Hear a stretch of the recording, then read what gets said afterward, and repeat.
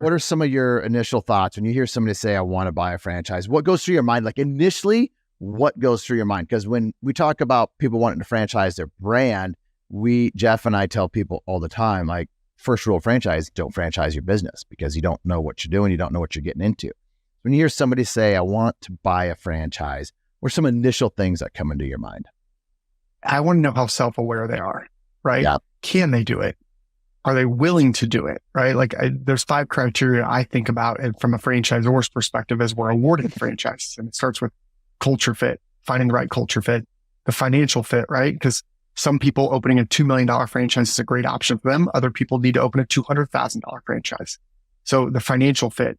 And then I think, can they do it? Do they have the skill set to be an entrepreneur? Because you're a business owner as a franchisee. And then are they willing to do it? Because they might be able to do it. I know a lot of people that are able, but are they actually willing to do the work? Business ownership's not easy. And franchising expedite makes it easier. You're building on systems and processes and those that have done it before. So you're not recreating the wheel. You're learning from someone else's mistakes and successes. And then lastly is, are they going to find someone to work with? Are they going to be easy to work with as a franchisor? So are they self-aware of those things? They may not have those 5 criteria, but are they self-aware enough to know, hey, I could do this. I'm willing to do the work. I'm gritty. Financially, I'm able to do it. And if not, then I'm really digging into, let's talk about these things, and find out what their interests lie, what they're looking for. Because I grew up in the health and sports background and, kind of that category.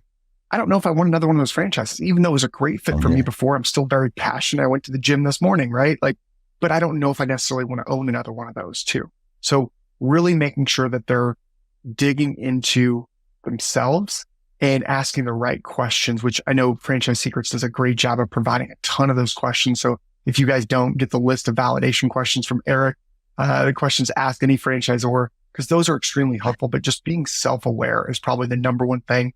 And then obviously it breaks down to, a couple different categories within that.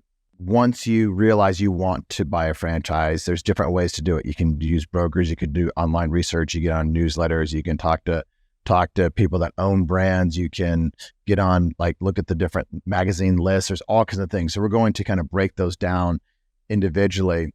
But when I first talk to somebody and they say, hey, I want to buy a franchise, I'm just like, do you even know what you want to do? And they want the dream, but they don't know everything that it takes to get there. And I think in some ways they're set up for the deck is stacked against a buyer.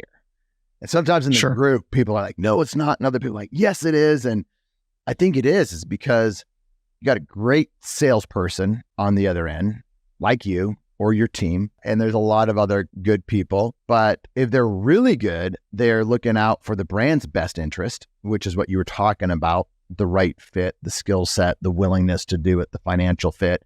But if you get somebody that's a good salesperson in the brand that doesn't have the right criteria in selecting the right franchisees, that is set up for disaster. And you and I've seen that happen. They're selling versus awarding franchises. And that's really a big, they're getting sold. And again, sometimes people see it as, hey, well, I get to make the baby, but I don't raise it. That's what a lot of the salespeople think is I get to make the baby, I'll do the fun part, but I don't get to raise the baby. That'll be a good clip. That'll be a good clip we'll put out there in a reel. Yeah, I love it, right? Make it PG. But no, that's really, you're right. It can be challenging as somebody coming in because there's thousands, literally thousands of franchise opportunities out there. And all their FDDs probably look fairly comparable because the Federal Trade Commission requires they follow these certain items. So it may look good, but when you get behind the curtains, it may not be. But how do you even get in front of the right brands to find what maybe the next big thing is going to be? Because what's big in 2 years, a lot of people will have never heard of today. Well, let's start there because I want to go down this tangent of kind of how they even find out if they're getting sold or they're getting awarded, because the best salespeople say they're getting awarded a franchise and they all say the same thing. They'll have to say the same words, but you really don't know until you're on the other end of it. But we've probably got some things that we could help the folks out with to know if they're getting sold or if they're getting awarded. Like truly, before you even talk to a broker, online research is the place to do it. So you hear something like this on a podcast. So Bobby just talked about 2 of our brands, and next year we'll have probably 4 or 5 more brands in 2024. But you hear on a podcast a brand, you're like, that's interesting. And again, you're a looker, not a buyer. You're like, then Google it and see what they say. It's okay, and see what's said about them out there. One of the first things that you probably want to do is go and look at their corporate location, see where they are corporately. You know, like GoGlow's in Minneapolis in the Twin Cities area. So if you're like, hey, this like spray tan, or what do you call it? You called it something different, didn't you? Did you call it? Yeah, it's a spray tan. I mean, it's we like to say it's not a spray tan. It's a GoGlow, but it falls in the same realm. So let's say you hear something like that, and you're like, that's interesting. And then you Google it and you're like, GoGlow, Minneapolis, you should pull up their corporate locations or locations near where their corporate headquarters are. Then go on to Yelp or whatever it is, online reviews, to start looking at what their customers say. And if they don't have good ratings on that, that's probably a red flag.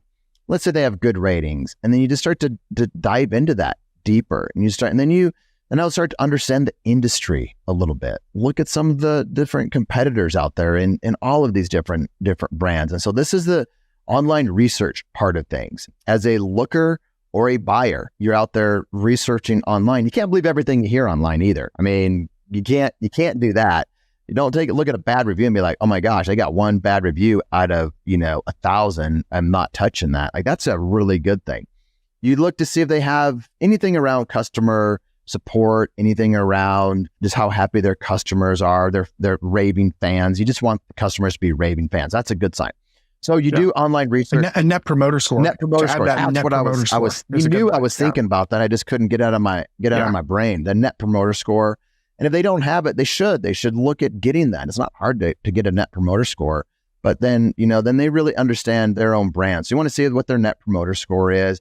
And then I'd do some research on the industry in general. If it's spray tan, if it's cookies, if it's whatever, start to understand that industry. So you're just educating yourself, and you might find out like, I don't like that industry. I don't want to be in that industry, and the different reasons why. Thanks for listening to the Franchise Secrets podcast. Links to everything can be found over at franchisesecrets.com. And if you want my help with anything from starting your own franchise to growing your current franchise business, please visit scalablefranchise.com.